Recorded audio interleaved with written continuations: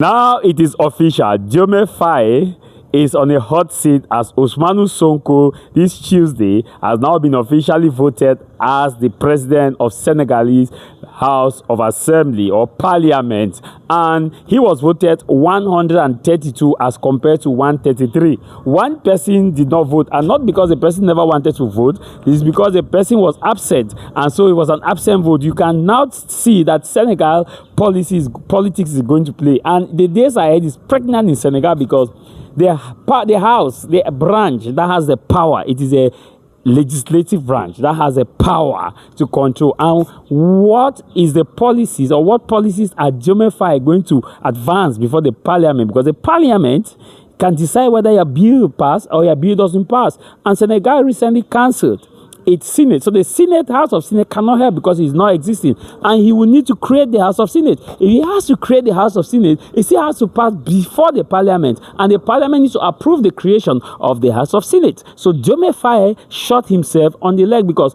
FAYE, I'll tell people that don't know how these things have been ongoing, because Ousmane Sonko is a Pan-Africanist. He has the Traore's kind of vision. Or when you listen to the way Sonko talks, and that was because the French saw that if Sonko wins the election, that was the last election, if Sonko was allowed to be candidate, he would have won.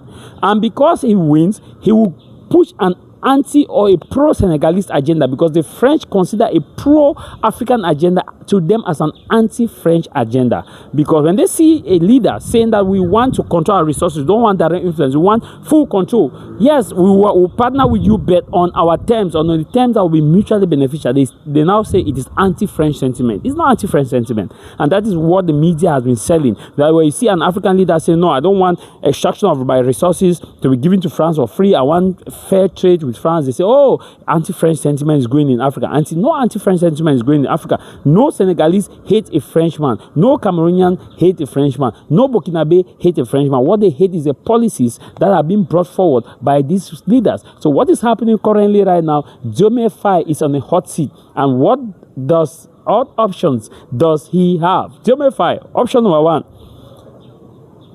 you rule as a vicious dictator. You follow the rule as a vicious dictator. So, vicious dictator simply means that you bypass the parliament and you do things, but that will cause problem because the parliament will not accept it.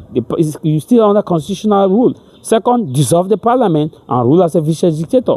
Protests will set in. When protests set in, the military now will set in, and the military will take over as a coup d'etat, because the military will tell you that these guys are fighting. What is happening in Senegal is because of France, and because the lobbies that France is using all, you see, ECOWAS. France is using those top sponsors, and like Alassane Ouattara. Alassane Ouattara is like this with FAYE, like this, 1 and 2, like this. And Ouattara is a staunch known French lobbyist in Africa. He's the one that's lobbying, and Captain Traore had made it clear in 2024. Captain Traore said in one of his June's address that Alassane Ouattara is responsible. It is the one that French is using to sponsor terrorism in the Sahel. That was according to Captain Traore. And he also made it clear that there are some bases, terrorist bases or French bases, which are used to train terrorists in Ivory Coast to send to Sahel. So if you look at all these things that are happening, you will now be clear to tell you that FAYE, what is happening in Senegal is an agenda of the French, because France has lost its influence in most of African nations. And now Senegal, which used to be another hub, like their capital in Africa, because Senegal was seen as the capital, the French capital in Africa, it is now falling. And they're not happy. They're not happy. So one thing is, FAYE decided now to renew its ties with France. This did not sing well with Ousmane Sonko. Sonko is a pure Pan-African, Sonko is the difference between Sonko and Captain Traore is that Sonko is a civilian, Traore is a military man, but in terms of mentality and actions and everything, they are on the same trajectory. Now, where does this leave the people of Senegal? It leaves the people of Senegal in a political quagmire or a political limbo. And what are the options of FAYE? I've explained you the option of FAYE: rule as a vicious dictator, dissolve parliament. Whichever option he takes is going to be very, very difficult. Dissolve the parliament, call for fresh election. You call for fresh election, Sonko will still win because Sonko has a majority. Look at when Sonko was sacked, the thousands of people that came to Sonko's residence and were chanting President. And also, Sonko is the most favored person across the Sahel, across the Sahel. Around the French Africa, we put Diomaye Faye and Sonko. Many people are rooting for Diomaye Faye and not Ousmane Sonko. So if you look at all this, many people are rooting for Ousmane Sonko rather, not Diomaye Faye. Many people are rooting for Ousmane Sonko, not Diomaye Faye. Diomaye Faye, Ousmane Sonko has the most followed people. In fact, on social media, is the most followed.